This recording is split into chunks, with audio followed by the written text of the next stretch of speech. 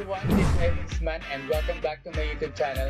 For today's video, we are going to discuss the curvilinear motion using the system of coordinates, or in some other terms, sinatawag natin as rectangular components. So without further ado, let's begin.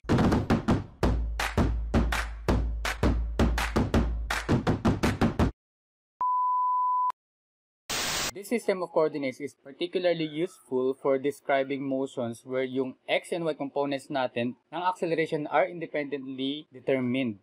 So yung resulting curvilinear motion natin ay makukuha natin by a vector combination ng x and y components, or yung tinatawag natin as the rectangular components of the position vector, the velocity, and the acceleration. So let's take a look at this figure. Kung makita natin itong broken line na to, this is the path of the curvilinear motion. Itong arrow na maliit dito is denoted as the I, and this is the J. Kung yung particle natin ay nandito sa point na to, let's say this is the point A on the curved path na makita natin dito sa figure, then its location is defined as the position vector. Let's start with the position. And this is the xi, or the horizontal component ng ating position vector. Ang position vector natin is etong R. And etong vertical component natin is the yj. Kapag gumalaw na yung particle natin, yung components ng R will be functions of time. Let's say, x is equal to x times time, y is equal to y times time. Kung gagamitan natin ng 3 dimension, let's say, maglalagay tayo ng z is equal to z times time, so that yung R natin will be equal to R is equal to R times time. Para ma-solve natin yung formula ng R, or yung position vector natin, this is the formula. R is equal to xi plus yj. Simply, ipag-add lang natin siya. And, to solve for the magnitude of the R, gagawin natin is simply the application of Pythagorean theorem lang for the magnitude of the position vector. And for the velocity naman, yung velocity natin is the first time derivative nung position vector natin. And we see this figure. Again, this is the path of the motion. Ayan, makikita natin. This is the Vx, and this is the Vy naman. And itong arrow natin na to is the V, of course. Kung matatandaan natin sa projectile motion natin, this is how we solve kapag ka nasa curve path na tayo. So the formula for the velocity is V is equal to dr over dt. As I have said, yung velocity natin is the first time derivative ng ating position vector na R. So using this formula, ito, makikita natin na yan. V is equal to dr over dt. So this is equal to, meron tayong formula for R kanina na R is equal to xi plus yj. Kung gagawin natin yan, this will be derivative of xi over dt plus derivative of yj over dt. So, para magiging ganyan. And kung i-consider natin itong term lang na ito, this will be derivative of product dx over dt times I. I-apply natin yung concept ng derivative of product by differential calculus, yung vdu plus udv plus derivative of di over dt times x naman. So in short, ang magiging formula natin is, ayan, v is equal to dr over dt is equal to vxi plus vyj. And if we are going to use a 3-dimensional, and dadagdagan natin ng kanina, this is I, this is j. Kapag 3-dimensional, of course, obligado maglagay tayo ng isa pang variable. Say this is k. And for the magnitude of velocity naman, formula, same lang din. V is equal to vx squared plus vy squared square root ng dalawang terms na yun. Pythagorean theorem ulit. Next, for the acceleration. So, makikita natin minadagdag sa ating figure. Ito. This is the, itong R to, this is the ax, and this is the ay, and of course, this is the main acceleration. Yung acceleration of the particle natin ay makukuha natin using the first time derivative ng ating velocity, or the second time derivative ng position vector natin, or yung R na term natin kanina. So, the formula for the acceleration is simply ayan lang din. The first time derivative of the velocity. And for the magnitude of the acceleration, ang ating magiging formula using again the Pythagorean theorem is a is equal to the square root of ax squared plus ay squared. In a simple concept, for vector representation natin, R is equal to xy plus y. Ito na yan. And again, yung velocity natin as the first time derivative of the position vector R natin para magiging ganyan. And lastly, for the acceleration as the first time derivative ng velocity or the second derivative ng position vector natin is etong tatlo na ito. Ang isa sa mga concepts or pointers na kailangan natin tandaan when we are solving the curvilinear motion using the rectangular component. Example number 1, for curvilinear motion rectangular components, an object's curvilinear motion is described by, we have given two equations. Vx is equal to 50 minus 16t and y is equal to 100 minus 40 square.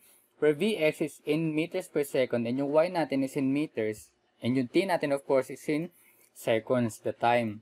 It is also known that when x is 0, it is also known that x is 0 when the time is 0. Calculate the object's velocity and acceleration when the position y is equal to 0 is reached. So, ano ba yung dapat natin unang gawin? Yung x-coordinate natin is obtained by integrating the expression for Vx. And yung x-component naman natin of the acceleration ay makukuha naman natin kapag i-differentiate natin yung Vx. So, first na gagamitin natin na equation is yung Vx lang. Una, i-integrate natin para makuha natin yung x-coordinate ng position natin. And pangalawa, i-differentiate natin yung Vx para makuha natin yung x-component ng acceleration natin. Vx is equal to 50 minus 16t. So, this is the equation muna na gagamitin natin. And to solve for the x-coordinate natin, since we have given Vx. So, substitute natin itong Vx dito sa ating main equation na dx is equal to Vx times dt.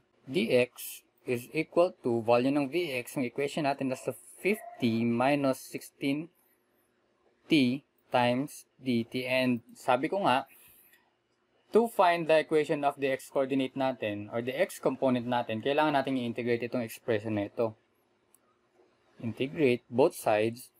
Matitiran lang dito is x na lang is equal to the integral of 50 dt is simply 50t na lang.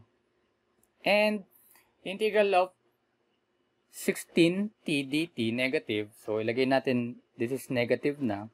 Magiging square, of course. Lagay natin dito. This is 16t square. And, of course, maglalagay tayo ng 2 dyan. So, this is 8 na lang. This is negative 8t square in meters. Ito yung ating first equation for the x-coordinate natin. And, para naman sa x-component na acceleration natin, we are going to differentiate naman yung equation natin for Vx.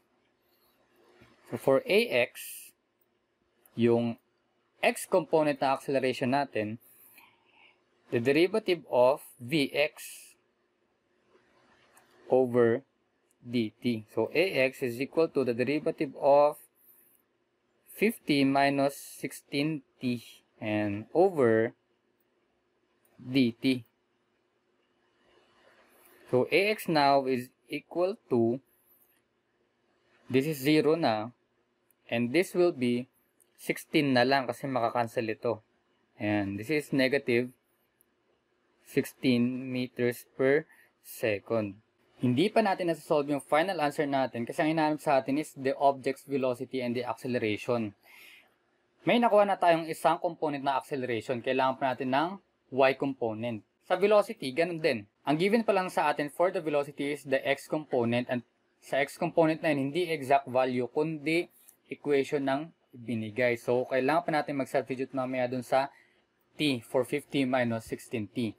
But now, let's solve first for the y components, or let's find first the y components of velocity and the acceleration. For Vy, meron tayong given sa problem natin na equation ng y. Yung y na yan yung ating y coordinate of the position.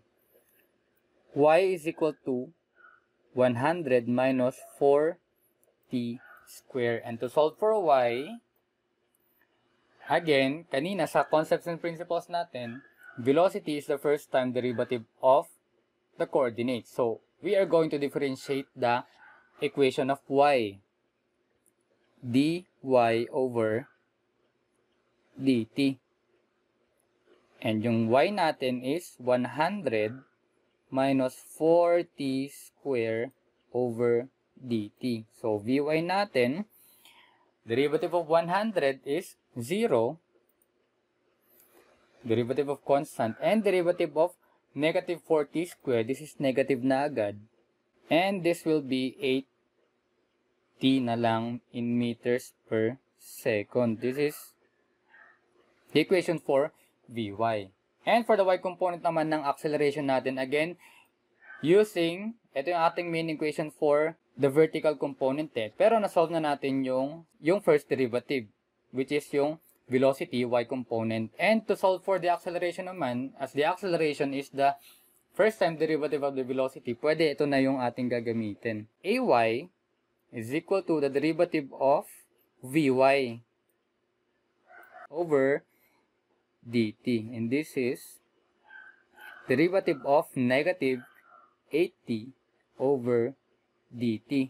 Ay now is equal to negative 8 meter per second square. I'm sorry, this is square pala, okay? Negative 16 meter per second square. To solve for the Vx and Vy naman, yung exact values natin, gagamitin natin ito to solve for the exact value ng horizontal component ng velocity and ito to solve for the vertical component ng velocity natin. So, let's start for Vx muna.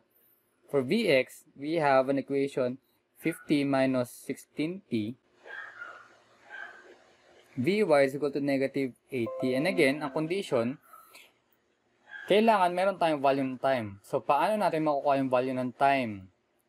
Ang condition natin sa problem natin, ika-calculate daw natin yung velocity and the acceleration ng object kapag daw yung position natin is at 0, yung y component natin. So, gamitan natin yung equation na yun.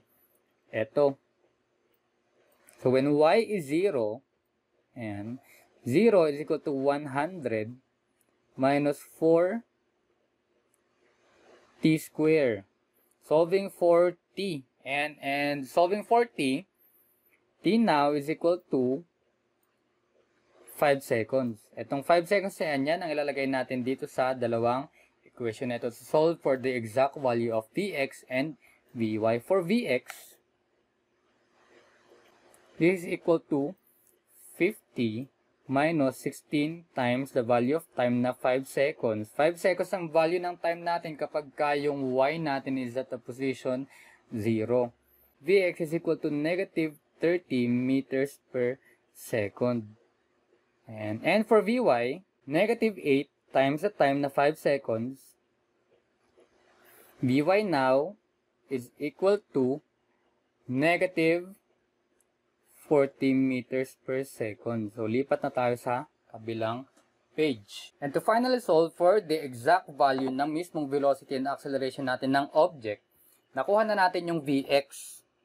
Ang Vx natin ay equal sa negative 30 meters per second. Kung babalikan natin yung sinolve natin kanina, ang Vy natin is equal to negative 40 meters per second. And una pa lang, may nasolve na tayong components ng acceleration. Yung x component ng acceleration natin is equal to negative 16 meters per second. And yung ay natin is equal to negative 8 meters per second. And una pa lang, alam na natin kung paano gagawin to solve for the magnitude of the velocity and the acceleration. We use the Pythagorean theorem. For the velocity, the square root of Vx square plus Vy square. So, velocity is equal to square root of, ang Vx natin is negative 30 meters per second square plus negative 40 meters per second quantity square. Velocity natin now is equal to 50 meters per second. This is the value for the velocity. And for the acceleration, is equal to the square root of ax square plus ay square. Substituting the values, ang ax natin is negative 16 meters per second quantity square plus negative 8 meters per second is square, square quantity, and acceleration is equal to 17.89 meters per second. Yung velocity and the acceleration components and the resultants ay 50 meters per second for velocity, 17.89 meters per second for velocity. Thus, para sa condition ng rectangular components natin sa curvilinear motion, we may write yung velocity as negative 30, ito yun, I minus 40, ito yun, J. Isa ito sa form when using the rectangular components kapag mag-resolve tayo ng curvilinear motion. And of course, sa acceleration natin, we have negative 16 I minus 8 J. So, pwede natin isulat sa ganitong form. But of course, ang hinahanap kasi sa atin yung exact value ng velocity and the acceleration. So, this is the answer. And that's all for example number 1.